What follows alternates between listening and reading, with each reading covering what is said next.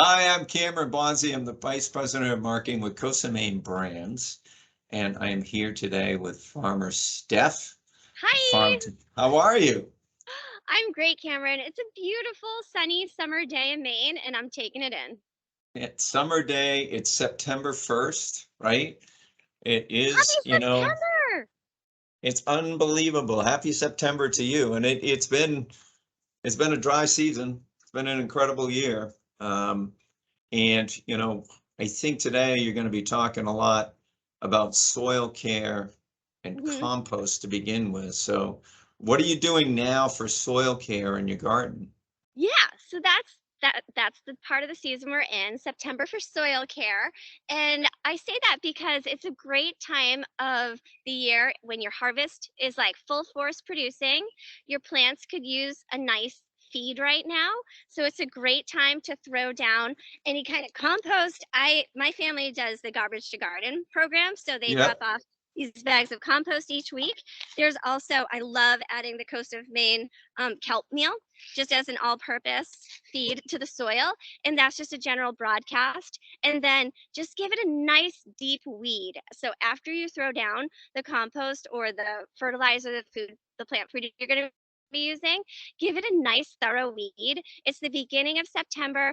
If you do it now, your end of season is going to be so much better. So do it now, and then you can do a hand weed or stirrup hoe, which is my favorite tool to use in the garden. It's perfect time for that. So, let's go back for a second, because you mentioned Garbage to Garden, which I think is a wonderful program. And I think they do programs like this around the country, mostly in more urban, high population density areas, where they come around and they collect your food scraps and they take them and compost them. And if you're part of the to Garden program, you actually get compost back to put in your garden. For people that don't compost, people should be composting. We And should it's a probably do. good sized bag Yeah, of compost. no, I think it's it's a. 5 pounds.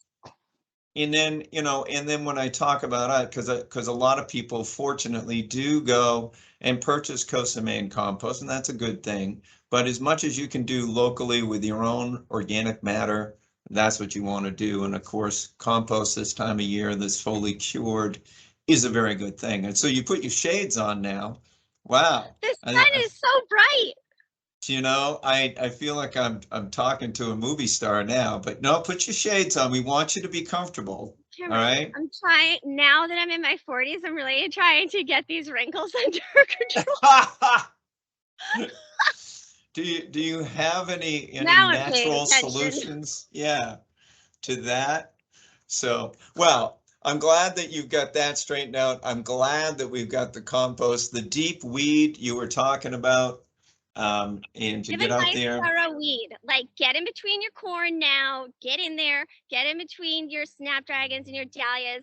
Just get in there and pull the big stuff out. You're going to be so happy you did it now and that you didn't wait until October. And this is not by any means the end of the season. So Right. that's why we're still adding to the soil because there's still so much season left and so much more potential in your plants. That being said, make sure you harvest, guys. Like when there are tomatoes on the vine, please go pick them because then you will get more tomatoes.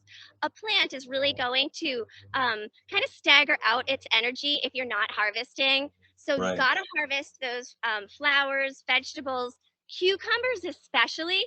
Cucumbers are one of those joys of gardening. They taste so different when you grow them on the vine versus buying them in the store. The skin is totally different. Everything about them is different. So harvest them. They grow so prolifically if you just harvest them, but they also can get pretty overcooked really quickly if you don't harvest Sure. them. So pay special attention to cucumbers, beans, kind of melons, things like that. I think that's the basic part of this whole walk in the garden. It's the basic stuff that people forget about or they don't think about, that if you're not consistently going in there, you're going to let vegetables rot or go Yeah, past their. So yeah, You're Even back. like cherry tomatoes or sweet 100s, those kind of little tomatoes, they're so prolific, but they pass or they crack really, really quickly. So even if you have little kids, go out there and have them harvest those tomatoes so that they will, the plant itself will continue to grow flowers and produce fruit for you. So go ahead and harvest those, and it's an awesome job to give kids to do. Well, and they love it. That's the They other do. piece. They'll get addicted to it. They'll want to go out.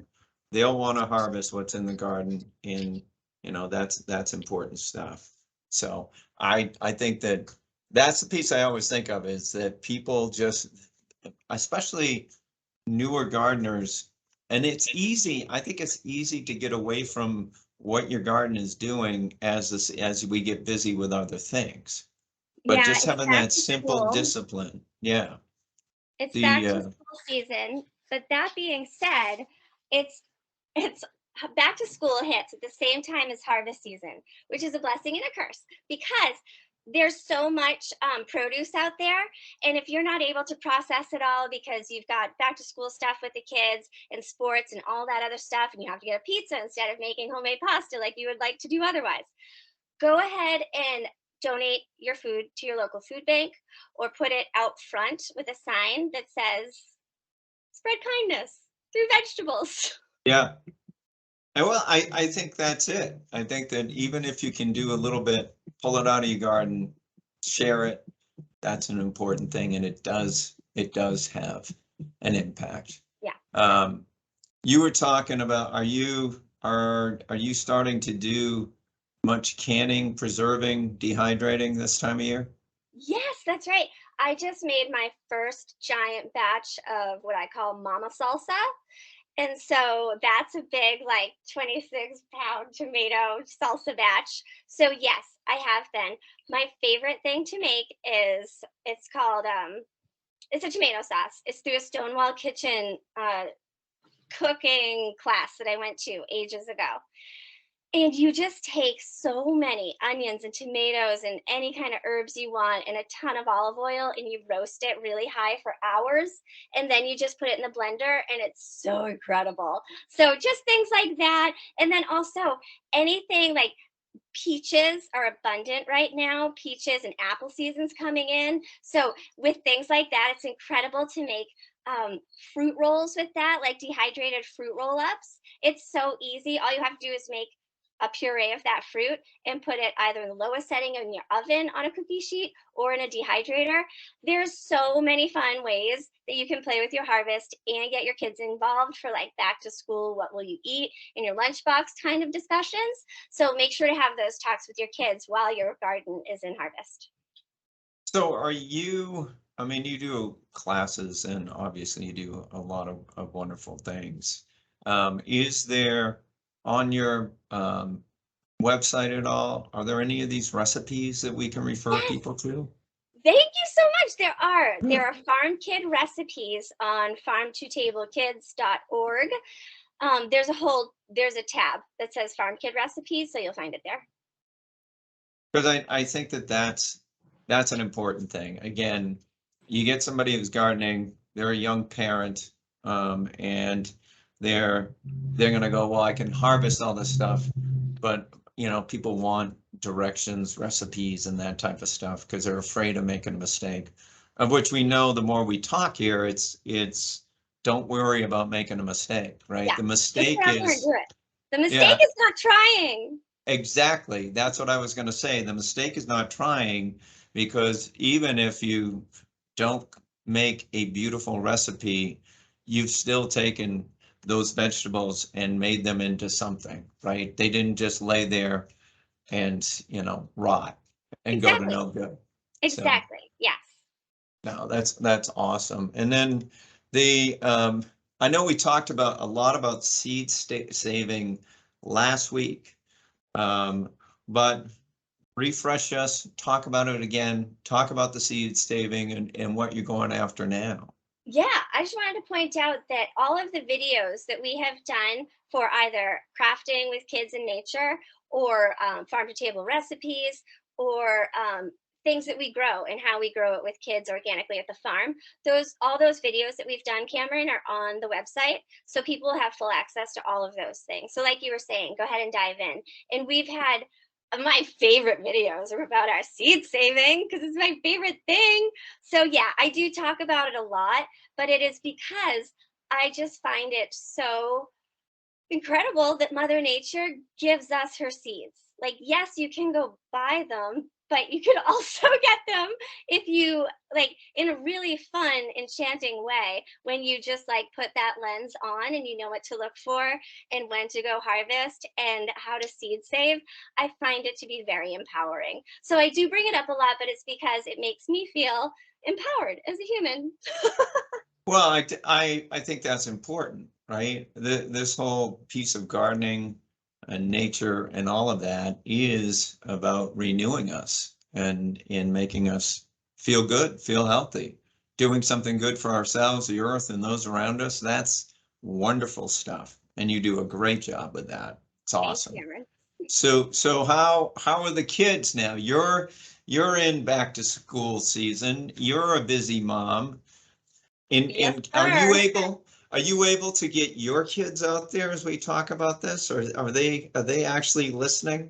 Autumn's getting the flowers. You know, I'm brutally honest. I'm gonna say they will go out. Joey will go out there, but he says, "Can I get paid in Robux for this?" And I'm like, "Get out of here! No technology in the garden, man. Like you're crossing the line. It's just not okay. It's not okay." Oh, that's hilarious. That's hilarious. So yeah, I do force them out there. And no, I don't pay them in Robux, but they try. And then Autumn, she's still going for the flowers because they're pretty. She loves the flowers. She does have a macrame plant hanging business. They're actually beautiful. Yeah, they're really cute. So she's making macrame plant hangers and just trying to, be a little entrepreneur. Well, that's great. That's awesome. She won't need Robux. She's actually using the garden to be an entrepreneur. Exactly. And maybe Joey needs some instruction from Autumn so he doesn't have to ask his mom for Robux. I mean, how old is Joey now?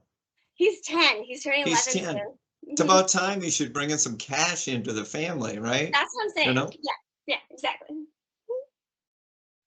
Well, no, they're great. I'm super glad they're back to school, and I'm really super grateful for the lunch programs that are at the school because I know they're working really hard to work with local farms to bring local Maine produce into school systems. So I'm really grateful for that.